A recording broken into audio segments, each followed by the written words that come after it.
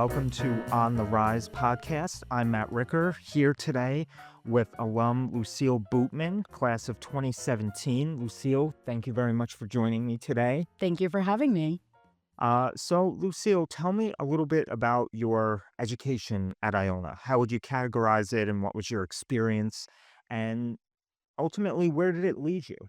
So, I think if I had to categorize like my experience at Iona, it's really when I started to learn what it meant to pivot. And I say that because, I came to Iona, I thought I was going to be a lawyer. And very shortly, I was like, I don't want to go to law school. I don't think that's my path. And by taking my classes, I found mass communications and specifically public relations. And that's really where I started to learn how to pivot. And throughout my career at Iona, I was able to intern, which was so impactful for me, being in New York City, working at different agencies, and then ultimately getting into agencies right out of school. That's really where I started my career. That's great. And what made you choose Iona? So my mom, she's an accountant, and she was working at a firm where one of her coworkers went to Iona. He was in the pipe band, and he had a really successful career in accounting. And he decided he was going to stop doing accounting and go to law school. So my mom was like, "I really think you should apply to Iona. It's close to home, about an hour from Long Island, where I'm from." And she was like, "I think it's a great school. He had a great experience. He's a great coworker."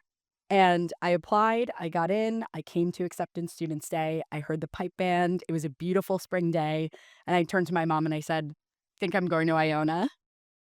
That's great to hear. And I always say that we are a small Catholic college. Mhm. It's a very tight knit community, or I should say, university now. At the time when I were here, it was college. But yeah, we are a small Catholic university, and you really get the one-on-one attention from the professors when you're here. And I think even like in the example that you just gave, that your mom had a coworker who went to Iona.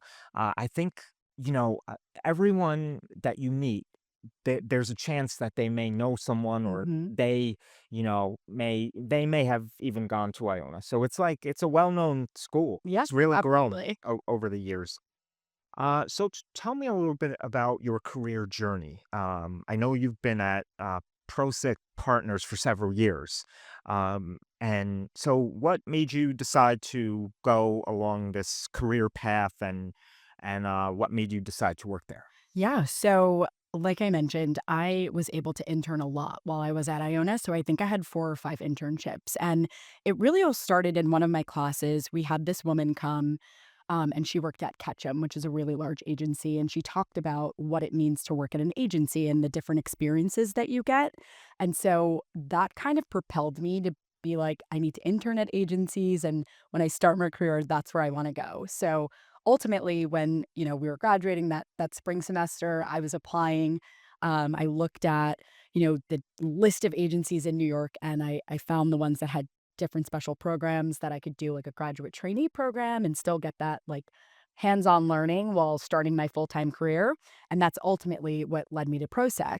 And Prosek is, a mid-size agency, we're getting on the large side there, based in New York, and I started my career there, and I'm on the digital marketing side now, so again, pivoted, and that really all started at Iona.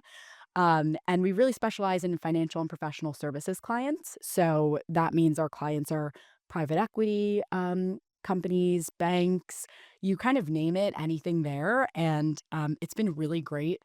And something that I think for me, and I'll probably talk about this later when we talk about, things that you can think about for the future and in your careers, but I never thought that I would be in a role where I would be advising people in the financial space. So it's been really great and challenging.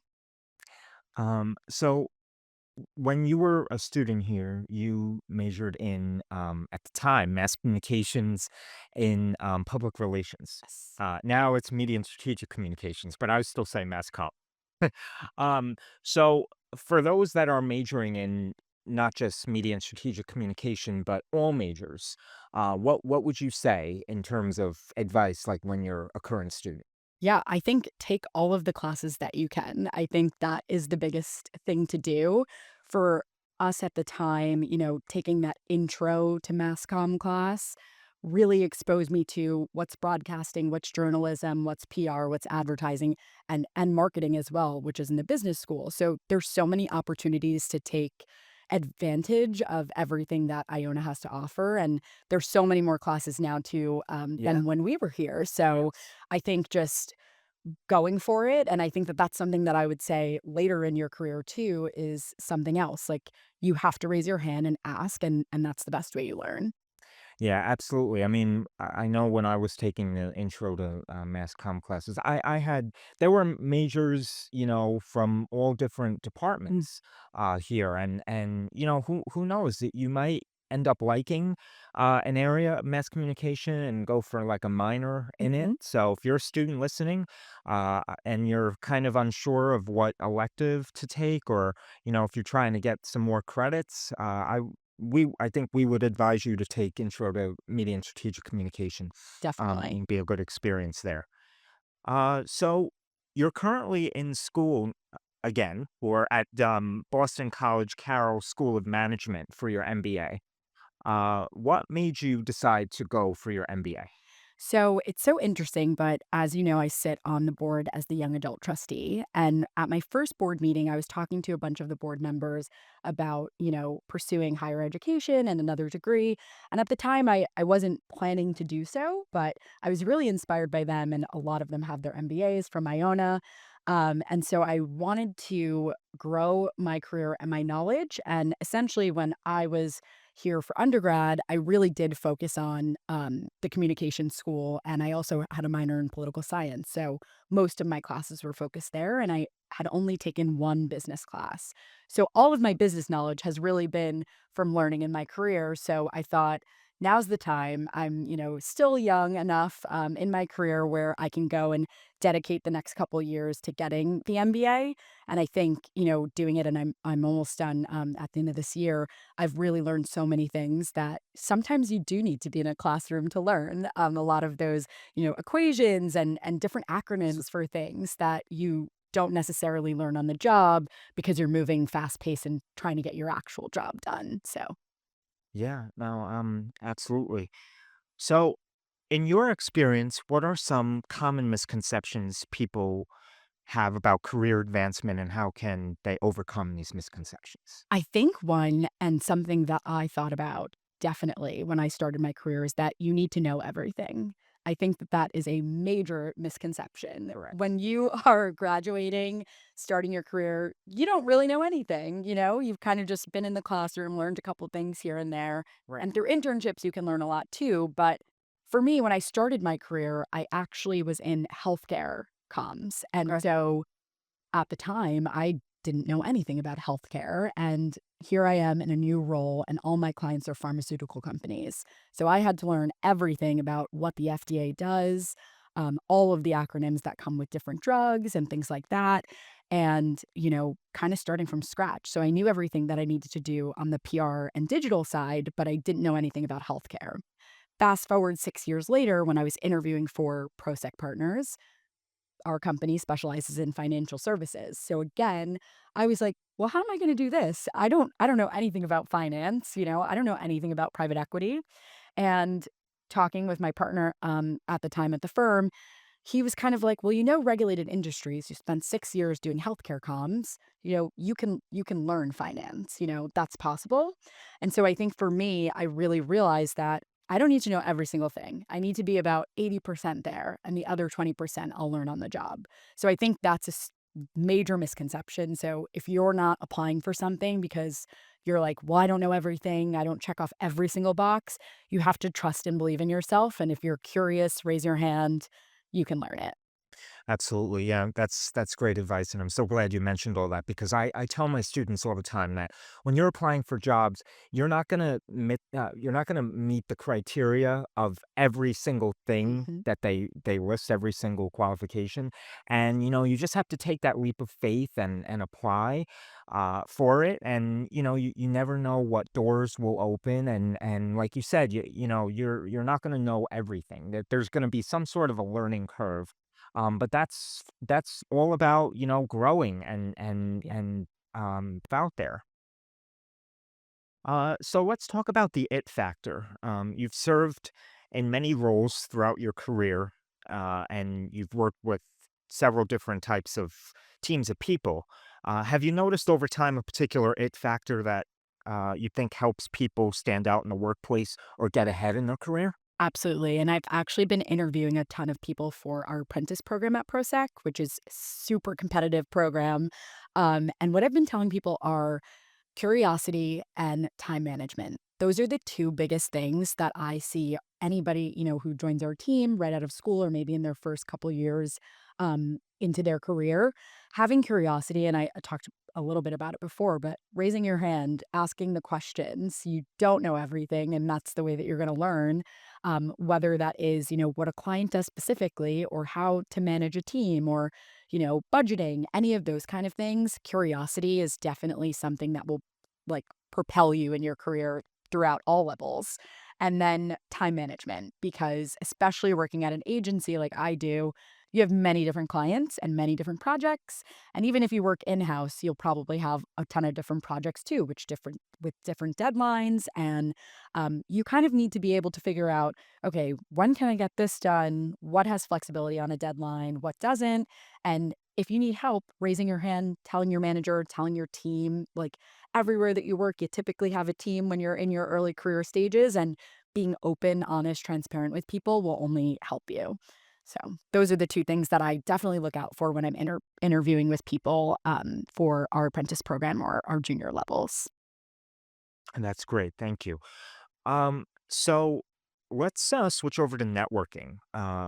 What role does networking play in career advancement? And do you have any tips for effective networking? Yeah. So networking is so key because it's such a small world. Like at the end of the Yeah. day, you never know where somebody's going, whether they're going to move to a company that you're maybe interested in, or be in a new location, or have a connection to somebody somewhere.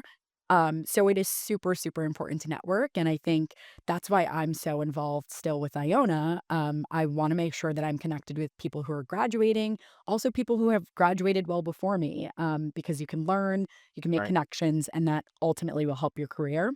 Like I said, I only pursued my MBA through talking with Iona alumni and realizing that was something I should do. So for me, I think effective networking can be so simple as sending somebody a note on their birthday, seeing if somebody has a new job promotion on LinkedIn. I think LinkedIn is so important. You need to be on LinkedIn and be active on LinkedIn too. Commenting when someone gets a promotion or a new job or relocation, starting a new degree, it helps somebody remember, oh yeah, I remember that person from Iona, or maybe, I didn't realize that they went to Iona, but then you take a look and, you're able to connect there. And then from there, coffees, when you can, a happy hour if you like to do that. And in-person connections are so important. Right. But we also have the power of Zoom and Yes. Teams and Google Meet, which, 10 years ago, people weren't doing as much of, but it's Absolutely. really easy to set up a 15-minute call and just get to know someone. And you don't always have to be like looking for the next thing. It can be, I just kind of want to tell you what I'm interested. These are some things I'm Mhm. thinking about. And that way you plant the seed with somebody. So Right. if an opportunity pops up, they go, oh, yeah, that's right. Matt told me that he was kind of interested in that. So I've had a lot of those opportunities in my career. And the biggest thing that I've noticed since I graduated and have had coworkers is that people might change their jobs, but it's a very small network, even in New York City, which is a ginormous city. Yeah. There are people kind of everywhere. And so it's good to have good connections with people from college, from jobs that you work in, Hmm. and just, keep up with them every once in a while. No, that's great advice. So what role has mentorship played in your career development, and how have you sought out mentors in your career journey? Yeah, mentorship to me is so important because so many, I mean, it's crazy. It feels like we graduated so long ago, but it hasn't even been 10 years yet, though it will be very soon.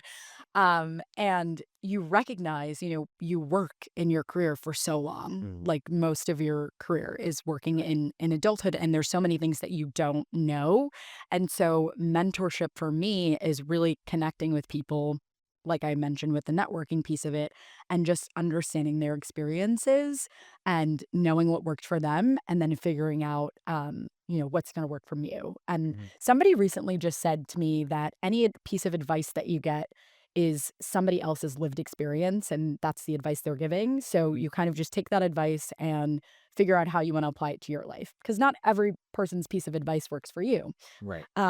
But so mentorship for me, I will reach out to my mentors, and I have quite a few now, I feel, and it's really good to have your own personal board of directors that you can go to and say, what do you think about this opportunity? Like, is this the right thing I should be doing? I know when I was looking at going to business school, something I was toying with was, do I stay in New York or should I move? And I'm from New York, born and raised, and of course went to Iona, started my career here, and a lot of my mentors at the time were like, if you're ever going to move away from New York, it might be now. And so that's kind of why I decided to move up to Boston for this experience, just to, switch it up. And you know what? It's been a great experience. And New York is home. I'm always here. So Yeah. that's that. And how I like find mentors throughout my journey is just reaching out. Kind of, it goes back to the networking thing, Hmm. asking them for 15 minutes of their time. I'd love to run something by you, and just keeping connected as well. Yeah. Absolutely. So let's talk about Gaels Go Further. You've mentored in the past. What has been your experience with that, and how do you like it, and how do you think the students benefit? Yeah, I think it's a fantastic program, and I wish we had it when we were in sales. Same here. I have had the opportunity to do some of the flash mentorship, and then I did have a mentee for the full year. And it's really great to connect with someone and be able to talk about, here are the things you should think about, like when you're interviewing, or, let me help you with your resume.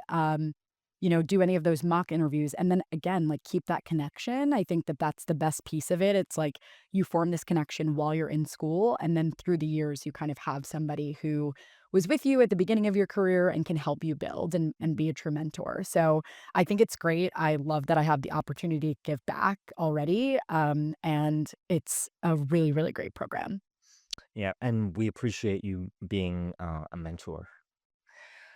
So let's switch gears to your time here at Iona as a student. What's your favorite memory here? And if you could do it all over again, would there be anything that you'd like to change?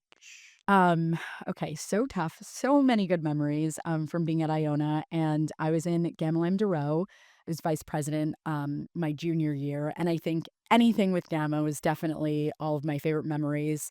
Relay for Life, when I was vice president, was a fantastic year for us. I think we raised like over $10,000.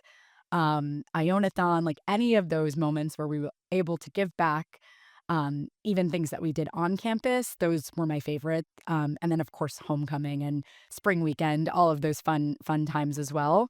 It's interesting. I do have one regret from college, and that is that I didn't study abroad. We have so many like great Yeah. opportunities to study abroad. And even more now. I know, and I thought about it so many times, and then I just kinda never did it, and that is my one regret. I am very, happy that I'm able to travel now as an adult, but I think that opportunity, even for, like, the spring break ones, if you don't wanna do the full semester, it's so awesome. So that's one thing that I do wish that I took advantage of. It's so funny you mentioned that because that's a regret of mine too. Look at that. But I just feel like, and I'm sure you would agree, but I just felt like with the one semester programs being so involved on campus, I felt like I would be missing out. Yeah, I didn't wanna miss Yeah. anything here. But yes, like a summer or a winter one would have been nice. But yeah, I mean, if you're a student listening to this, definitely take advantage of the study abroad opportunities. There's so many more now than when we were Mhm. students here. So what was your favorite course when you were here and why? And you can select one. I mean, you can select more than one if you choose. But just a little fun fact here: Lucille and I actually had several political science classes. We had Dr. Zano, and she was just a phenomenal professor. She's still teaching. So if you're a student listening and you're thinking about taking a political science class, definitely take a look into her classes because they were phenomenal. But yeah, Yeah, I think it's hard to pin down to one class, yeah, especially like those junior senior year. hmm Really taking my major classes yeah, were fantastic. Um, so it's super hard, I think, to to pick just one. I know we had digital literacy, or it was, yes. yeah, that class. I really loved that one, and I didn't realize at the time that my career would take me into a digital marketing, career. And so I think about that class a lot because we talk so much about what it means to become like a hmm digital space, and everything is so different now because Absolutely. post the pandemic, but, so many of my classes, like, stick out to me. Even that first, like I said, the intro to mass comm class, because Yeah. I remember the speaker that we had, her being so impactful for the rest of my career, and so it's hard for me to just pick one. Definitely. I mean, I even took, intro to ASL when, I was able to take that, and that was awesome. So, really, there were just too many classes to count, so Well, here's a funny memory. Do you remember we had an assignment? I think it was like the class on the judicial system, and we had to act out Yep, one of the cases. Like, yep. you know, I you were a justice, I was a Mhm. justice, and it was a group project. That was fun, right? Yes, and that brings me back to high school because I was on mock trial for 4 years. So, yeah, Yeah. it's tough. Between my major and my minor, I really had the best classes, Yeah. so it was great. So looking back, is there any advice that you wish you had received earlier in your career that you would like to pass on? I think something I did receive it somewhat early in my career, and it's very specific to PR, but I think you could bring it, to other fields as well that are not in the hospital space. But something that somebody told me, 2 or 3 years into my career was, "It is PR, not ER." And I think that was really important because they were like, "What we're doing is important work, but we are not saving lives, so sometimes you need to take a step back, take a walk around the block, come back to it if you're having, Right. a problem to solve." And I think that that's something that I bring to, every piece of my career because it is true. We do have doctors, nurses, firefighters actually saving lives. And I'm like, okay, I will take a step back here, come back to this, and we'll figure out the problem. So that's Yeah, one that I always stick with me. that's great advice. So let's end with some content recommendation. Have there been any books, podcasts, or other content that you found helpful throughout your career that you would recommend to our listeners? I think I definitely lean into listening to podcasts. So excited to be on this podcast. But there is one that I love that is really fun. It's, 20 minutes every day, and it's called T Boy, and it stands for the best one yet. And it's these two guys who are essentially they go through the three top news stories from the day. And so I love starting my day off with that because it gives me, and it literally is across all industries. So, whatever the top news stories are, they give you a quick breakdown, why this is important, like one fact you can take. And I think listening to that brings me to any client conversations, feeling really smart about what's going on. And I think also for people who are maybe interviewing for future jobs, listening to something like that where you can, pick up one thing where you're like, this might make me sound good in an interview. I think it's really important. Between that and then NPR has a ton of podcasts, so Planet Money, and The Indicator, those are, again, really good podcasts to listen to just to get quick snippets about what's going on in the world that, you might not have time to read a full article, based on, how your day is. So definitely leaning into podcasts and then always keeping up with the headlines on X/Twitter, and then LinkedIn too. LinkedIn trending news every day, first thing in the morning. I'll look right, you go on your desktop and just look right in that column, and it gives you everything you need to know about what's going on in the last week. So, Yeah, that's that. The LinkedIn news stories; those are helpful too. yep. Yeah. Well, Lucille, thank you so much for coming on to On the Rise podcast. We appreciate you coming by and for all that you do for Iona, being a mentor, being on the board of directors for alumni. So thank you again. Is there anything else that you'd like to add? No, thank you so much for having me. I love it, and I hope to continue, to give back to Iona any way that I can. Thank you, and we hope you come back on in the future. Well, thank you all for listening to On the Rise podcast. I'm Matt Ricker. We'll see you next time.